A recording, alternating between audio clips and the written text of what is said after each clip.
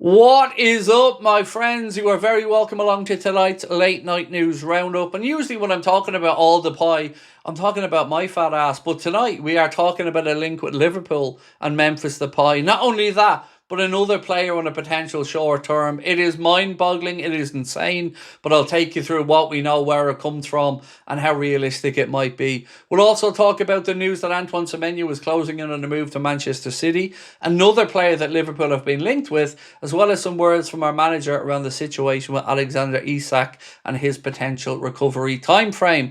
So that and lots more to come over the next few minutes. I'll be live here tomorrow night for a Christmas Eve stream, and I'll be live on Christmas night as well for a late night agenda. The only day I won't be live will be the 26th. I'm taking that day off to be with the family. But until then, if I don't see you, have a wonderful Christmas. But I've got some news to be going through.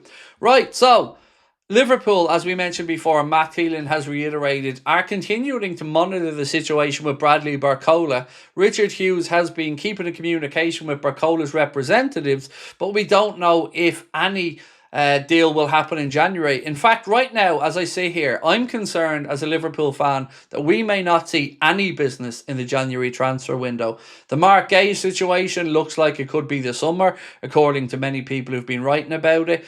We know the midfielder situation was always going to be an unlikely one. Even the most optimistic of journalists there was talking about potentially the summer.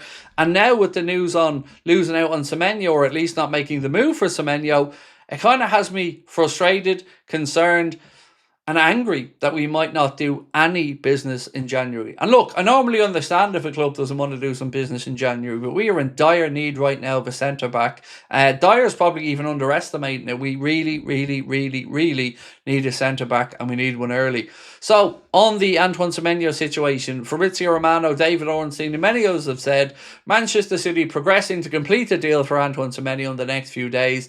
As revealed, City have been pushing in the last 12 hours to accelerate talks, said Romano. Semenyo indicated Manchester City as his favourite destination, despite Manchester United trying hard, Chelsea and Spurs out of the race. So there has been mixed reporting on this. Some reporting suggested that Liverpool decided in November that they weren't going to make a move for Semenyo, and the situation with Isak hasn't changed that. I'm not saying it should or it shouldn't have changed it, but I think you can make an argument that Liverpool are a little bit short in the forward department. Salah's situation we know, and we still don't know if that'll be fully resolved. We know we won't really play Federico Chiesa, although this weekend he surely has to. Rio, although the manager thinks he's had the most minutes of any 17-year-old in the Premier League, still keeps getting shunned and has had 12 minutes in 11 games. We know that Isak is out for a prolonged period. Gakpo's 50-50 for the weekend. We're short in attacking options, as simple as that. So hopefully the club do get their finger out. Isak has posted on Instagram to say, gutted to be out for a while, time to recover and support from the sideline. I'll work hard to be back as soon as I possibly can. Thank you all, Reds, and everybody else for the kind messages. It does not go unnoticed. You'll never walk alone. So, Arne Slot, speaking about injuries, gave this update ahead of the game against Wolves on the 27th. Conor Bradley will be 50-50. He's not training with us today or tomorrow, which means Friday will be the first day he'd be back training. He said Friday we'll see exactly where he is, if he can be in the squad. Joe Gomez won't be available. Endo won't be available, and Cody is a little bit similar to Connor, so either way 50-50. Now I don't think any player who isn't training now and even may make the squad is going to start the game, so I think you can safely rule out the idea of Conor Bradley or Cody Gakpo starting the game. Maybe a bit less so Bradley because he wasn't out as long, but Gakpo, I can't see a world that he starts the game. Speaking about Isak and his recovery period, this is what Arne Slot had to say. I'm confident that he can play a part at the back end of the season. It's been a really challenging and difficult period for him. You join a new club, he was very excited and you want to show immediately your qualities, but that was simply impossible.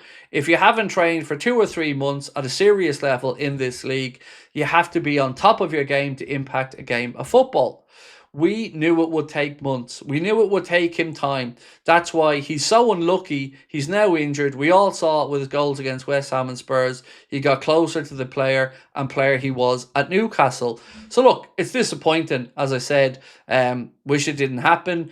Hopefully he is back as soon as possible. I mean, if it can be an 8 to 10 week period, that is certainly, it's not great, but it's better than the ACL fears that we had initially. So Ben Jacobs has said that Liverpool opted not to pursue Antoine Semenyo further following discussions in November. Ultimately, Isak's leg injury didn't lead to a renewed formal approach in December. I think this makes a lot of the journalists look very silly, because up until today, yesterday, the day before, many of the journalists in and around the club were reporting that Liverpool were still considering whether to make that move for Semenyo. Well, if that decision was made in November, where did all this crap come from? So, Mickey van de Ven has sent a text to Alexander Isak, and this is what he had to say. I sent him a text because I didn't want to injure him or do something to hurt him, of course.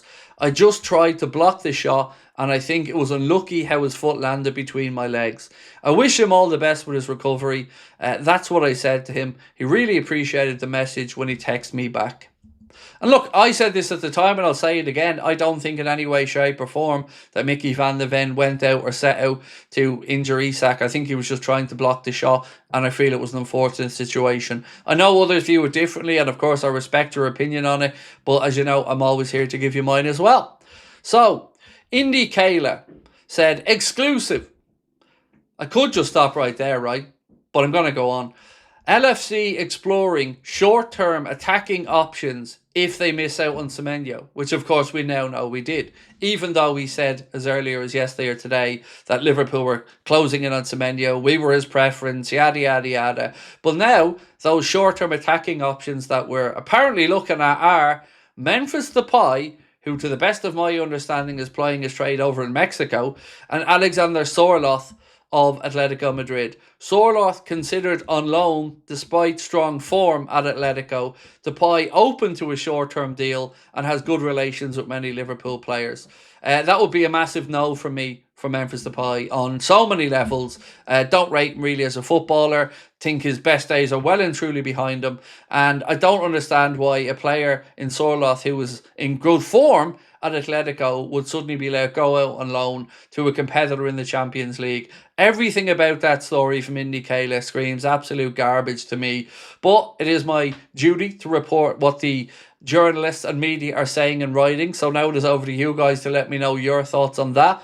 I want to know your thoughts on what Arne said about not bringing Harvey Elliott back. He said he's a Villa player for the season. He isn't, Arne. He could be a Liverpool player again very quickly if you just recall him from the loan that we know isn't going to be made permanent anyway, and he could give us another extra body in attack or in midfield. So that is it for me for now. I'll be back here tomorrow with an early evening news video. We'll have a late night agenda, which will probably be a little bit earlier than normal, probably about 8:30 tomorrow. But until then, thank you as always for your incredible support. We'll see you soon. Much love. Bye bye.